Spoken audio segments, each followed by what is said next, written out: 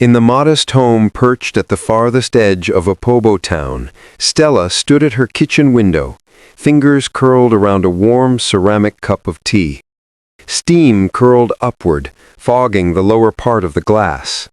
She blinked through it, her gaze fixed on the tree line near the old road.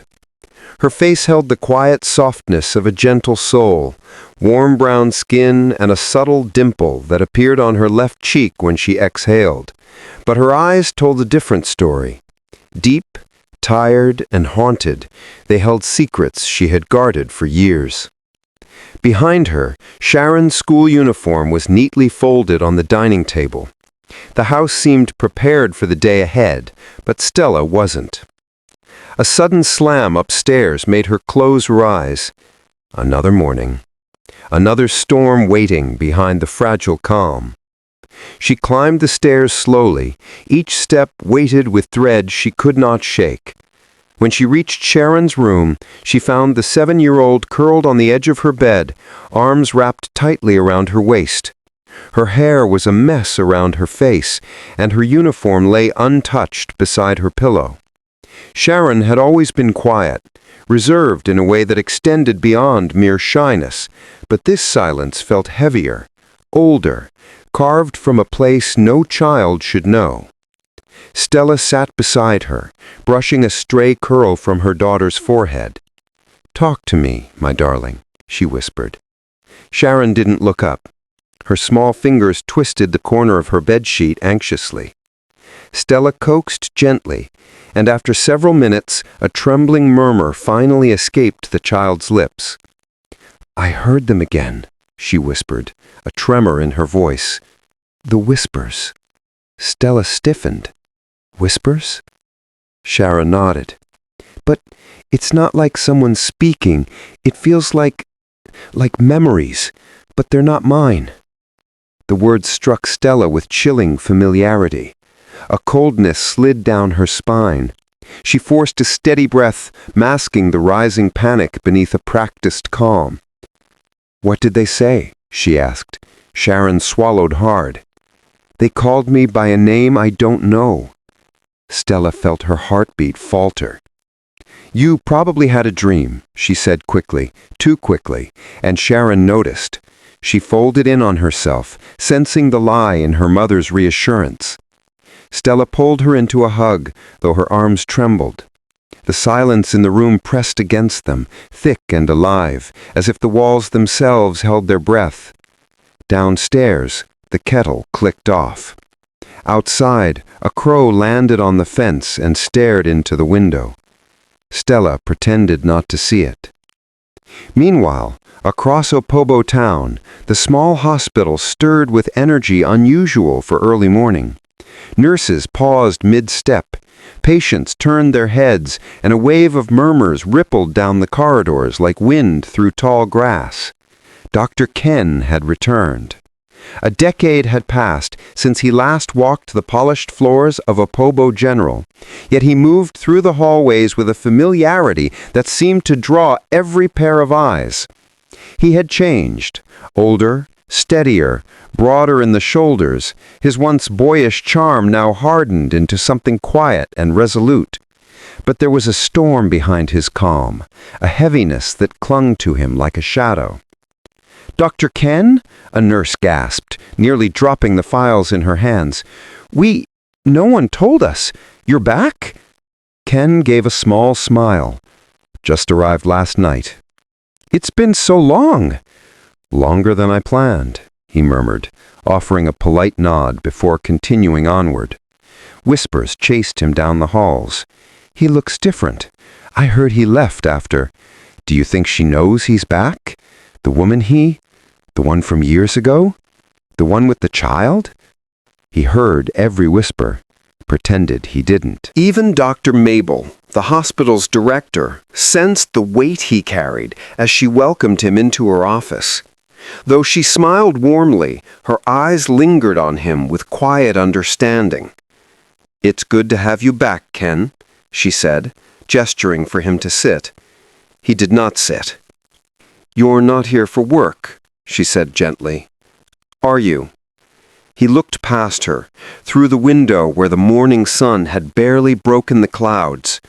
"No," he said softly. "I'm here for something else." She studied him for a long moment. "I hope you find what you're looking for."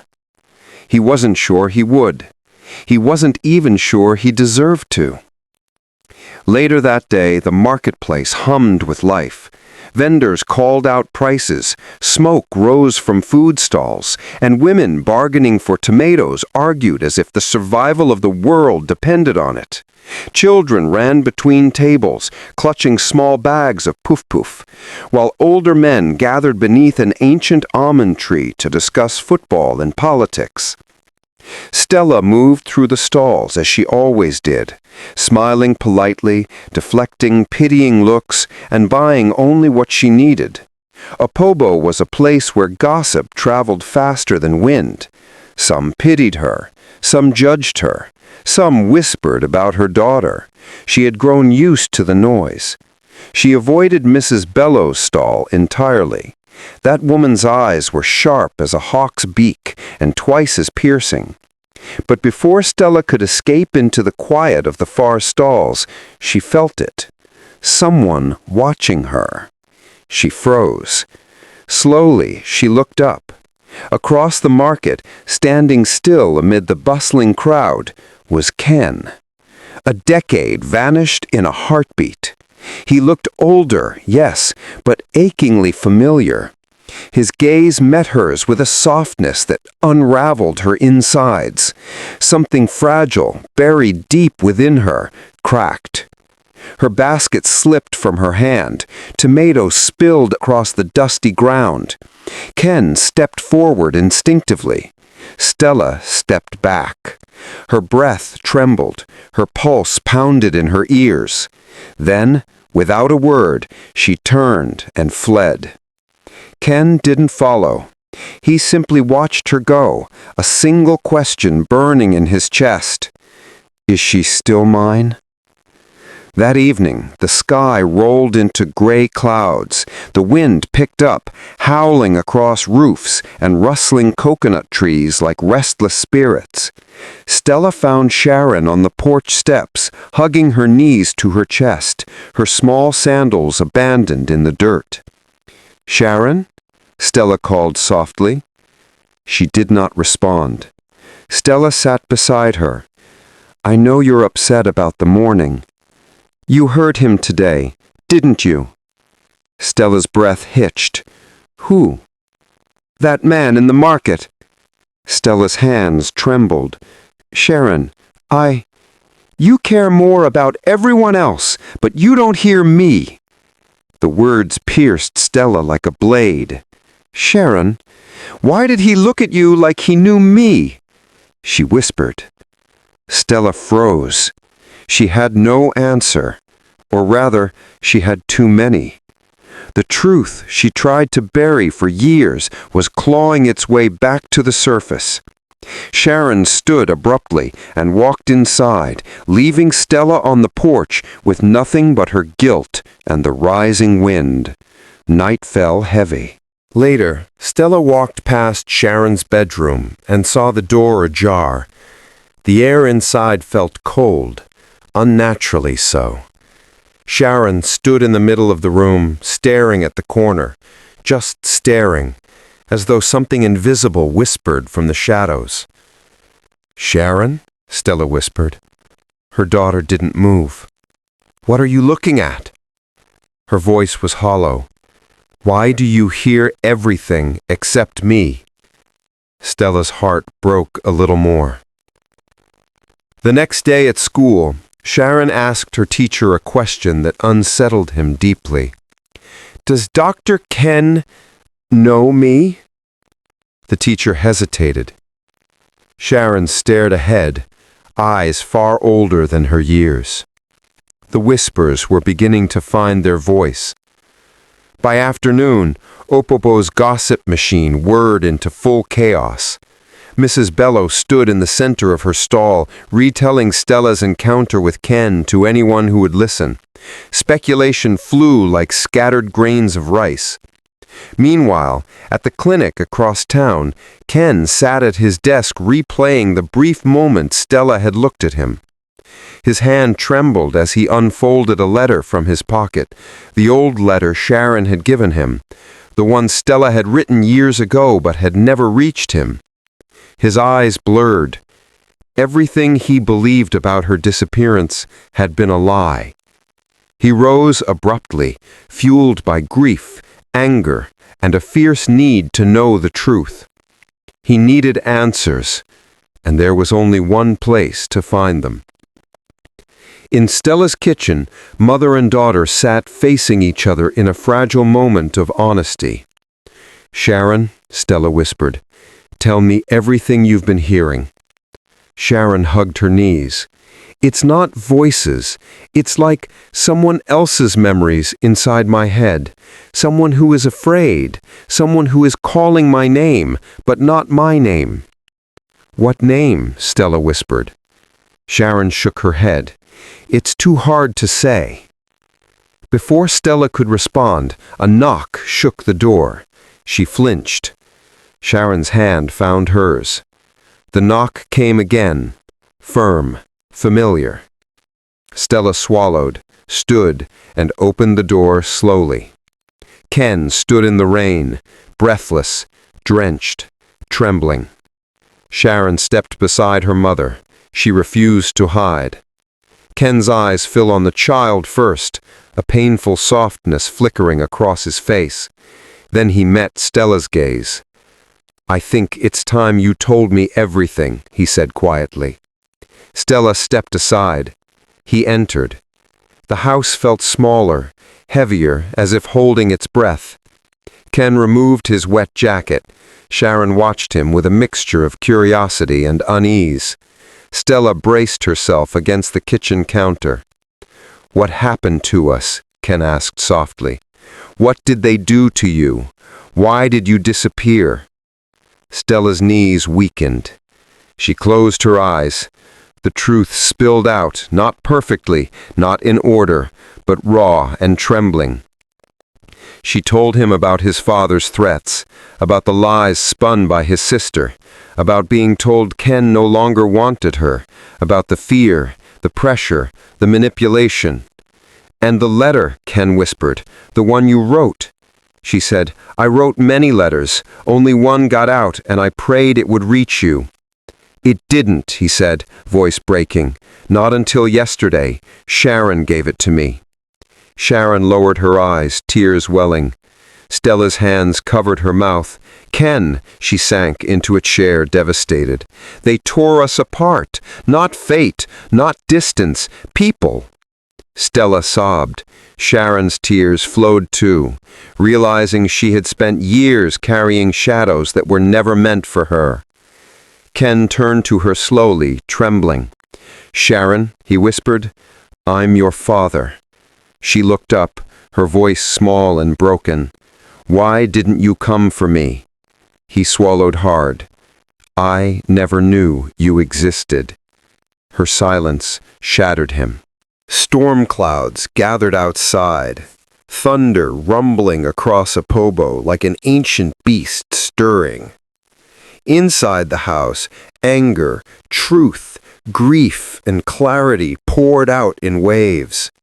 Sharon wept, not with rage this time, but with release. Stella held her tightly. Ken rested a hand on her back. The storm outside raged, but inside, something began to soften, heal, mend. Sharon fell asleep with her head on Stella's lap, her hand near Ken's. For the first time since her birth, she wasn't alone in her silence. Stella stroked her daughter's hair, tears falling onto her small shoulder. "When you came back," she whispered to Ken, "I thought it would destroy us." "It didn't," he said gently. "It saved us." But the night was not done, not even close. Lightning tore the sky open. A cold wind slithered into the house through cracks in the window frame. The lantern flickered once, twice, then steadied. Sharon's sleeping face twitched, her lips whispering something inaudible. Stella froze. Ken leaned closer. The whisper grew louder. A name. Not Sharon's name, a name none of them recognized. Sharon's body jerked. The lantern dimmed. Something stirred in the corner of the room, something they could not see but could feel, like a breath on their necks. Ken's body stiffened. "Did you feel that?" Stella nodded, fear creeping into her bones. "It's been happening for weeks." He held Sharon protectively as her whispering grew frantic. Then, a knock. Slow, deliberate, wrong. Stella couldn't breathe. Ken stood. The knock came again, loud, shaking the door frame. Sharon woke with a jolt, gasping, "Don't open it!" Ken reached for the handle. "Ken, wait!" Stella cried. But it wasn't danger waiting at the door. It was old Madame Monica, Opobo's most mysterious elder, clutching a calabash that glowed faintly from within. Her eyes scanned the room. "It has begun," she said gravely, "and if we do not act now, the child will be claimed." A hush fell. Monica placed the glowing calabash on the floor. The shadows in the room recoiled from it like frightened animals. "What is happening to her?" Ken whispered. Monica's gaze fell on Sharon, then on the faint gray mark beginning to form near her collarbone. "She has been marked." Stella staggered backward. "Marked by what?" Monica closed her eyes. "By an okirionu." Ken frowned. "What is that?" "Not a ghost, not a spirit. Something older, something abandoned." She knelt beside Sharon. "The okirionu are the lost breath ones, souls whose final breath was stolen rather than surrendered. They wander, searching for breath to replace what they lost." Stella shook her head furiously. No, you're talking in riddles." "It marked her," Monica continued. "It whispered to her, and now it wants what belongs to it." "What belongs to it?" Ken repeated, voice trembling. Monica looked at him. "Your bloodline owes a debt, and she is the payment." Stella froze. Ken's world tilted. "My family? What debt?" Monica's silence was answer enough. Ken's voice cracked. "What did my grandfather do?" Monica finally spoke. "He bargained with forces he did not understand, and the price was the first daughter born from your bloodline." Stella stepped backward, shaking. "But I'm not—" Ken's voice broke. "Stella," he whispered, "you are." The world stopped. Stella pressed her mouth to her mother. Sharon's eyes filled with horror. The wind outside howled. The lantern flickered violently. The whisper in the room returned, louder, sharper, almost angry. Stella screamed as Sharon's body jerked violently once more, her eyes rolling back. Monica grabbed the calabash. Ken grabbed Sharon. The lights went out, and the okirionu finally spoke. "The debt is due."